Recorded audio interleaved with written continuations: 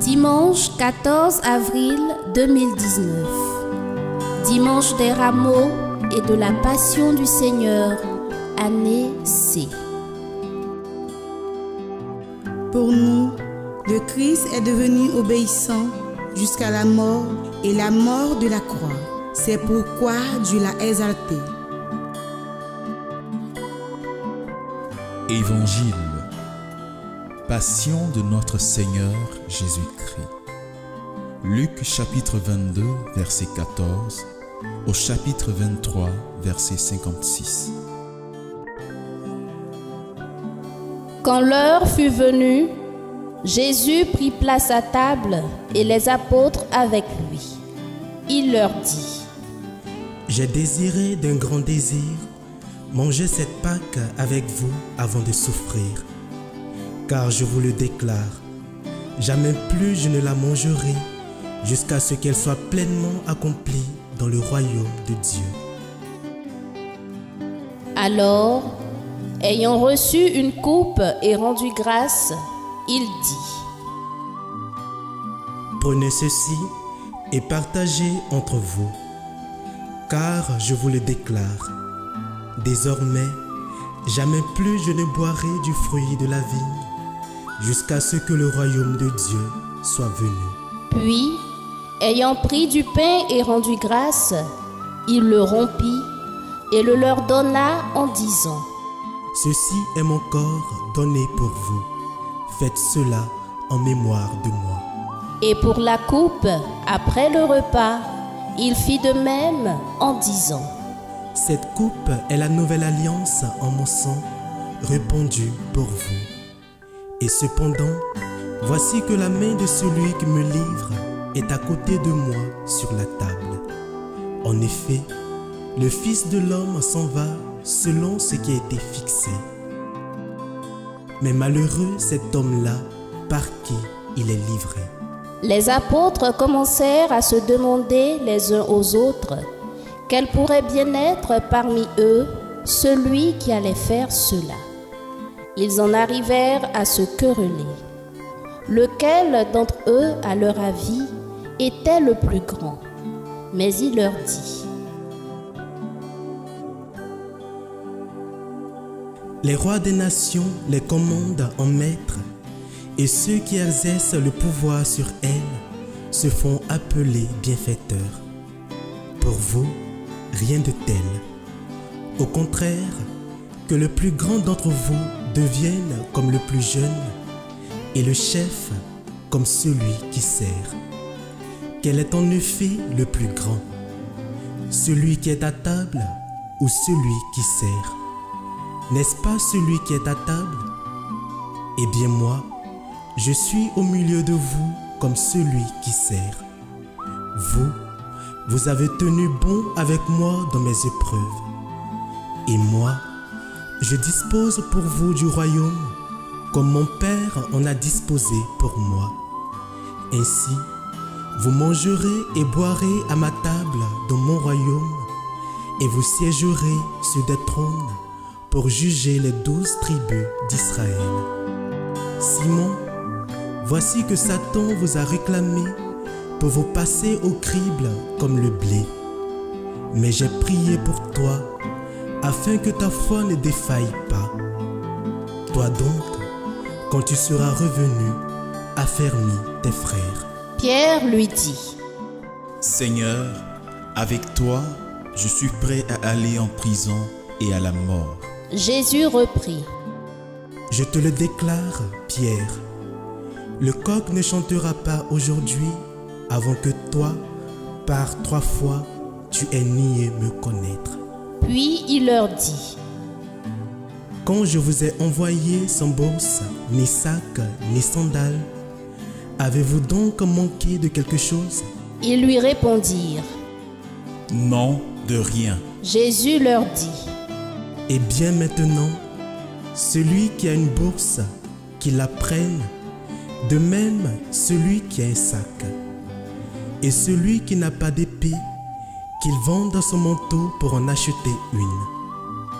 Car, je vous le déclare, Il faut que s'accomplisse en moi ce test de l'Écriture.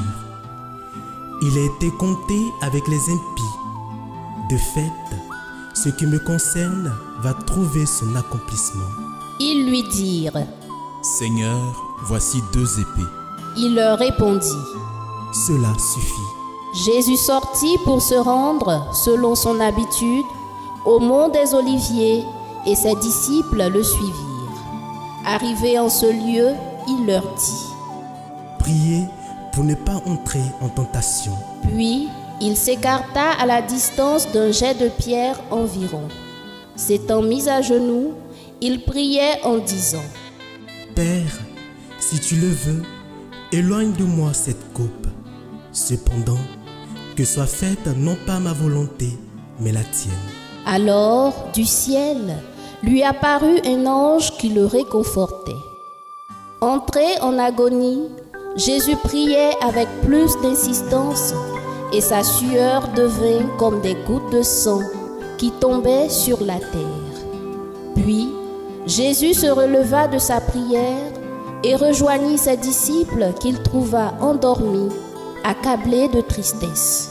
Il leur dit. Pourquoi dormez-vous? Relevez-vous et priez pour ne pas entrer en tentation.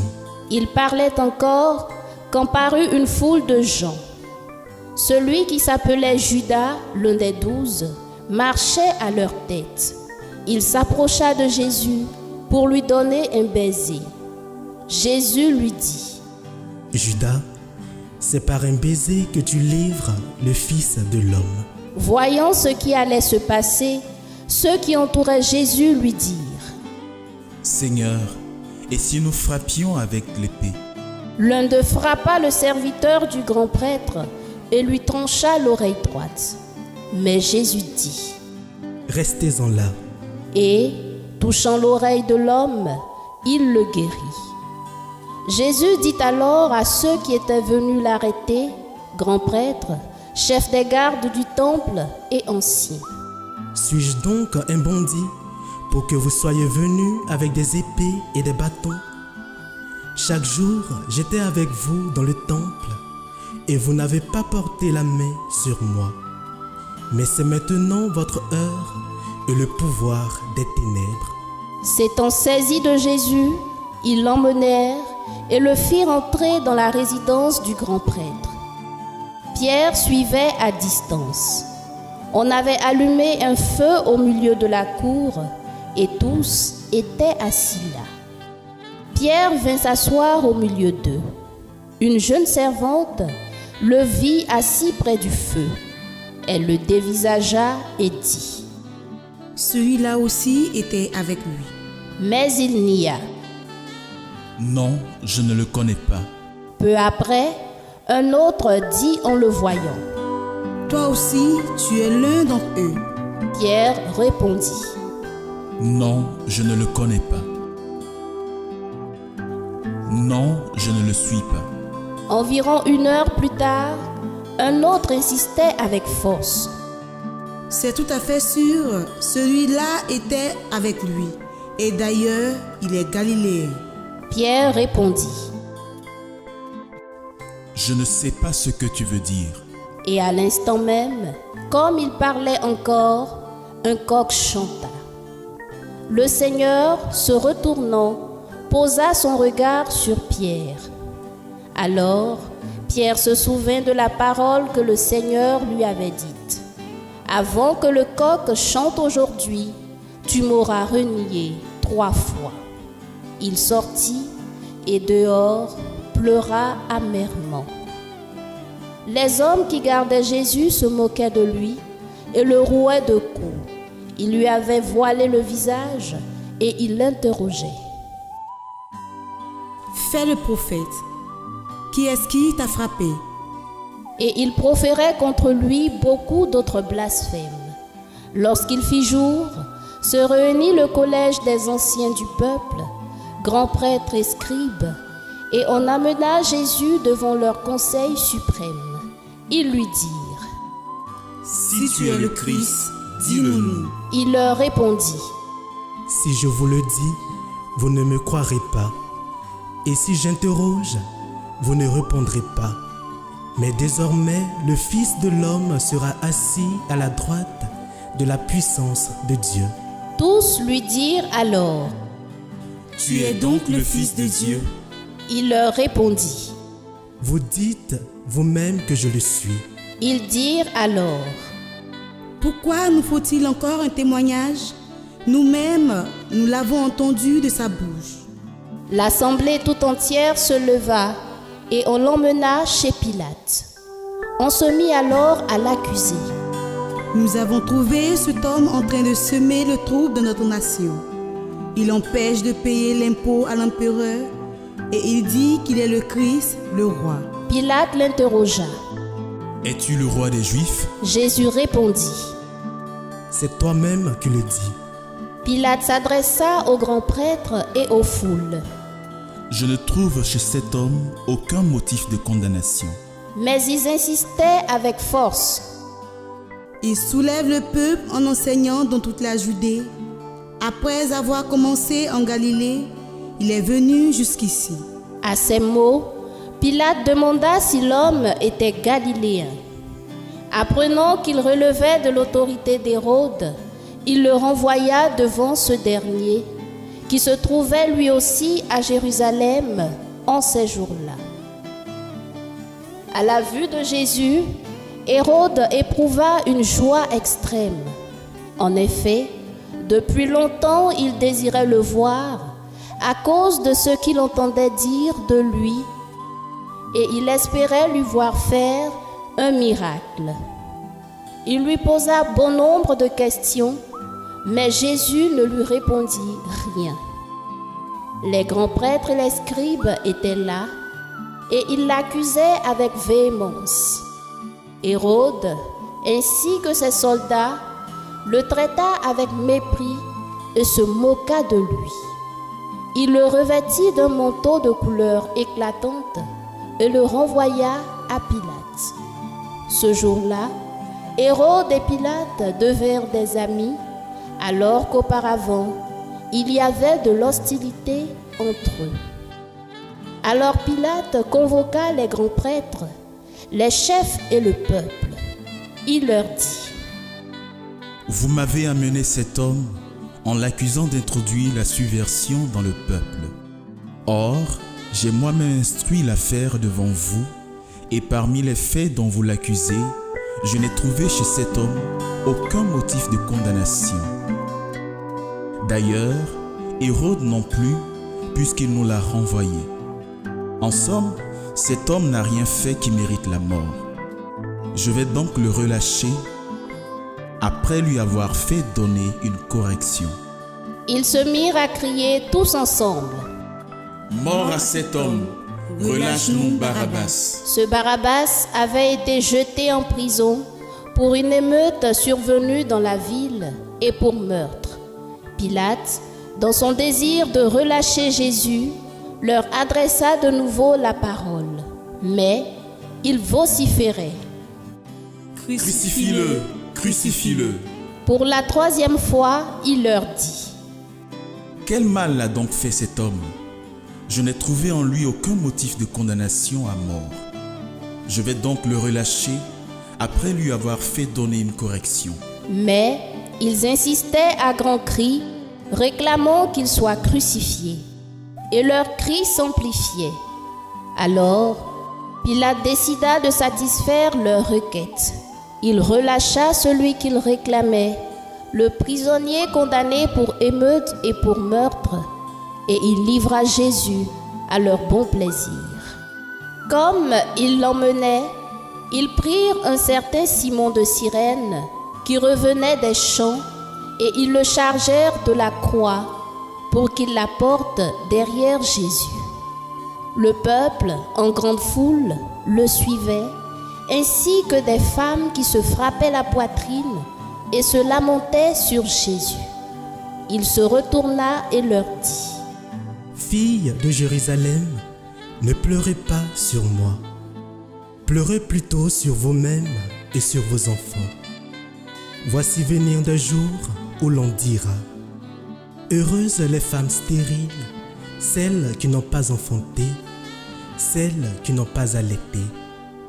Alors on dira aux montagnes, tombez sur nous, et aux collines, cachez-nous. Car si l'on traite ainsi l'arbre vert, que deviendra l'arbre sec? Ils emmenaient aussi avec Jésus 2 autres, des malfaiteurs, pour les exécuter. Lorsqu'ils furent arrivés au lieu dit, le crâne ou calvaire, là, ils crucifièrent Jésus avec les 2 malfaiteurs, l'un à droite et l'autre à gauche. Jésus disait, Père, pardonne-leur, ils ne savent pas ce qu'ils font. Puis, ils partagèrent ses vêtements et les tirèrent au sort. Le peuple restait là à observer.